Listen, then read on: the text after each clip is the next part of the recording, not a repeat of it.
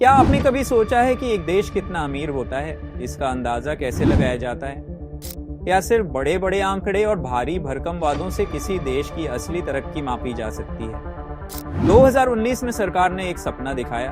भारत को 2025 तक $5 ट्रिलियन की इकोनॉमी बनाना है।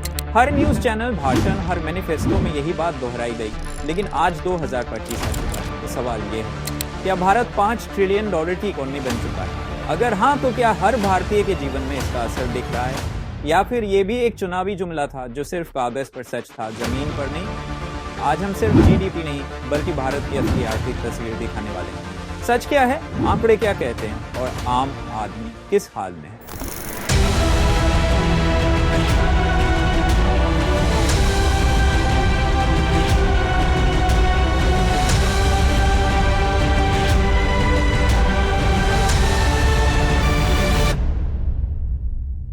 सबसे पहले बात करते हैं जीडीपी की। जीडीपी यानी ग्रॉस डोमेस्टिक प्रोडक्ट, यानी एक साल में देश ने कुल कितना प्रोडक्शन किया, कुल कितनी वैल्यू क्रिएट हुई।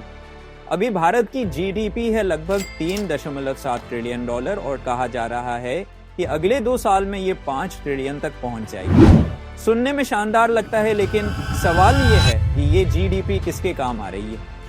भारत की पर कैपिटा इनकम यानी हर नागरिक के हिस्से में जीडीपी से कितना पैसा आता है, वो है सिर्फ 1,98,000 सालाना, यानी लगभग 16,500 प्रति महीना। अब सोचिए, इसमें से टैक्स, महंगाई, किराया, बच्चों की पढ़ाई, दवा दवाई सब काटो तो आपके पास क्या बचता है। जीडीपी तो सिर्फ उन चीजों को गिनता है जो मार्केट में बिकती है, लेकिन किसानों की मेहनत, गृहियों का काम, गरीबों का संघर्ष, वो जीडीपी में कहीं नहीं दिखता। 2019 में भारतीय जनता पार्टी बीजेपी की सरकार ने भारत को 2025 तक $5 ट्रिलियन की इकोनॉमी बनाने का सपना दिखाया था। इस सपने की घोषणा सबसे पहले प्रधानमंत्री नरेंद्र मोदी ने की थी और इसे फाइनेंस मंत्री निर्मला सीतारमण ने 2019-20 के बजट भाषण में आधिकारिक तौर पर प्रस्तुत किया। उन्होंने कहा था कि भारत की अर्थव्यवस्था को $5 ट्रिलियन तक पहुंचाना सरकार का लक्ष्य है।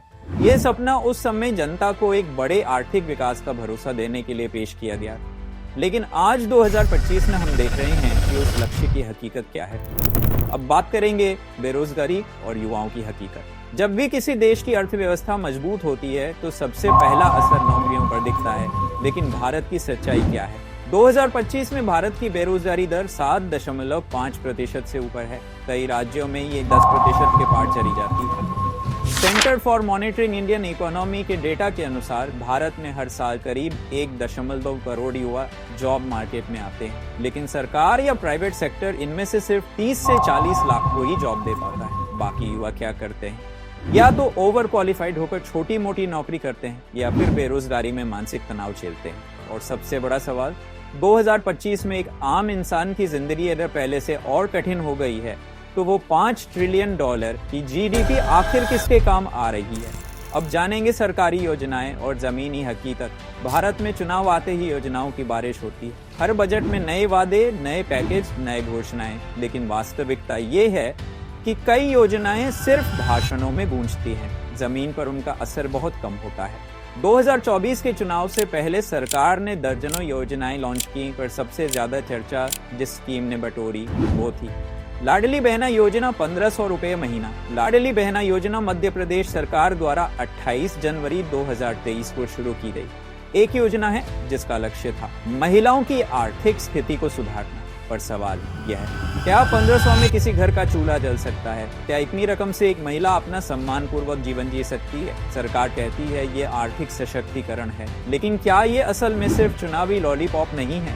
सिर्फ 1,500 महीना बांटने के बजाय अगर यही पैसा स्कूल, कॉलेज, अस्पताल या महिला सुरक्षा केंद्र बनाने में लगाया जाता तो शायद लाखों महिलाओं का भविष्य बदल सकता था। सिस्टम सुधारो, जिंदगी अपने आप सुधर जाएगी। पर यहाँ सिस्टम को छोड़कर सिर्फ नोट बांटे जा रहे हैं। योजनाओं से भी बड़ा सवाल, नीति या नीयत। क्या सरकार वाकई में विकास करना चाहती है, या फिर ये सब सिर्फ इलेक्शन मैनेजमेंट है? अगर 1,500 देने से कोई सशक्त बनता तो क्या अमेरिका और जापान जैसी शक्तिशाली अर्थव्यवस्थाएं सिर्फ पैसे बांटकर बन जाती? असल विकास स्कूलों से होता है, अस्पतालों से होता है, नौकरियों से होता है, ना कि सिर्फ नारों और स्कीम्स से। अब जानेंगे अमीर और गरीब की खाई और आर्थिक असमानता। भारत को आज दुनिया की तेजी से बढ़ती अर्थव्यवस्था कहा जाता है। जीडीपी नंबरों की बारिश होती है, बड़ी बड़ी कंपनियों के मुनाफे के आंकड़े वायरल होते हैं, सेंसेक्स 75,000 पार कर जाता है और सरकार कहती है देखिए देश तरक्की कर रहा है। लेकिन एक मिनट, यहाँ कौन तरक्की कर रहा है? सबसे अमीर और सबसे गरीब फर्क आसमान और जमीन जितना।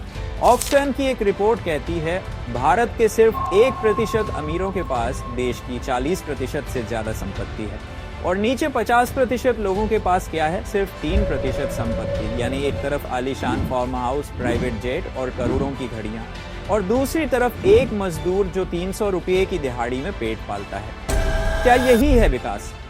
लेकिन सरकार क्या दे रही है? 1500 की लाडली बहना स्कीम या 2000 रुपये की पीएम किसान सम्मान निधि। क्या ये राहत है या ताना? सरकार कहती है ये है न्यू इंडिया, लेकिन हमें पूछना पड़ेगा क्या ये सच में न्यू इंडिया है या सिर्फ एक न्यू प्रोपेगेंडा? किस तरह दिखाया जाता है झूठा विकास? जीडीपी के नंबर चमकाए जाते हैं पर जमीन पर बेरोजगारी है, राशन फ्री देकर वोट दिया जाता है पर नौकरी नहीं दी जाती। देशभक्ति के नाम पर फिल्में बनती हैं लेकिन असली जवान शहीद हो जाए तो कोई मोमबत्ती नहीं जलाता। हर रात टीवी पर बस एक्टर और न्यूज़ और आईपीएल के न्यूज़ हुए हैं। मूल मुद्दे गायब हैं, महंगाई, शिक्षा, स्वास्थ्य, बेरोजगारी। असली देशभक्ति क्या है?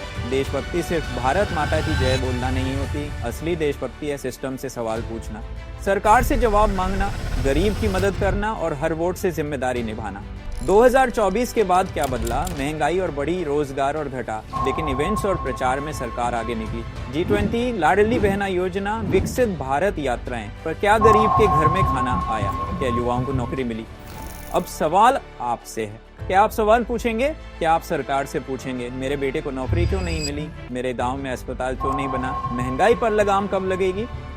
अंत में एक बात याद रखिए, सरकारें आती हैं जाती हैं और देश आपसे है, देश आपके वोट से है। इस बार आंख मूंद कर भरोसा मत कीजिए, पूछिए, सोचिए और तब फैसला लीजिए।